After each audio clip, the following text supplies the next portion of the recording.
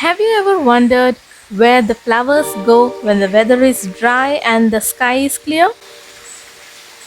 In the poem The Flower School, Rabindranath Tagore uses his imagination to create a magical world where flowers have their own school. Just like children wait for school time, the flowers wait for the right moment to come out and play. The poet says that when dark clouds cover the sky and the wind starts to blow, it's like the school bell ringing for the flowers.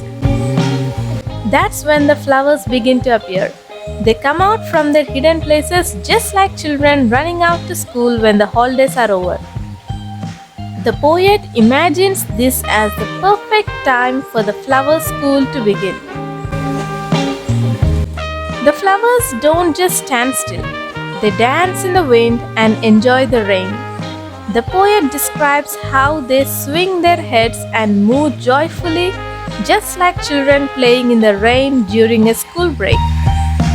The thunder and lightning become like the sounds of drums and music in the sky, making the moment feel like a celebration.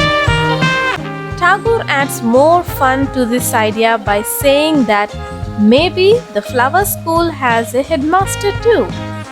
The headmaster might be hiding behind the clouds, watching all the flowers and giving them orders. He could be the one who decides when the flowers can come out and when they should hide again. This makes the poem feel like a fairy tale where even flowers have rules and leaders.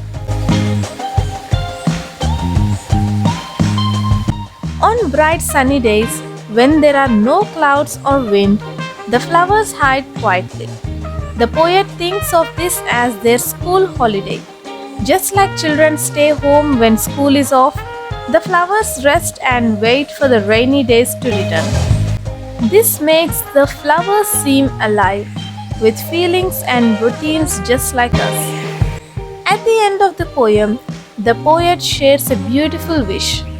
He says he could love to be a flower too, one that can go to the flower school, play with other flowers, dance in the rain, and enjoy the time.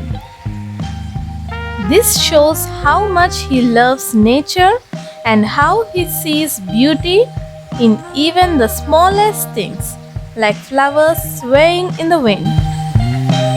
The Flower School is not just a poem, it's a dream.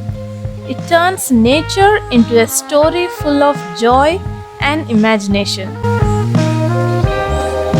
It teaches us to look at flowers not just as plants but as little friends who have their own world. The poem tells children to imagine, to observe nature, and to enjoy the magic around them. It's a gentle reminder that even a simple flower can take us on a magical journey.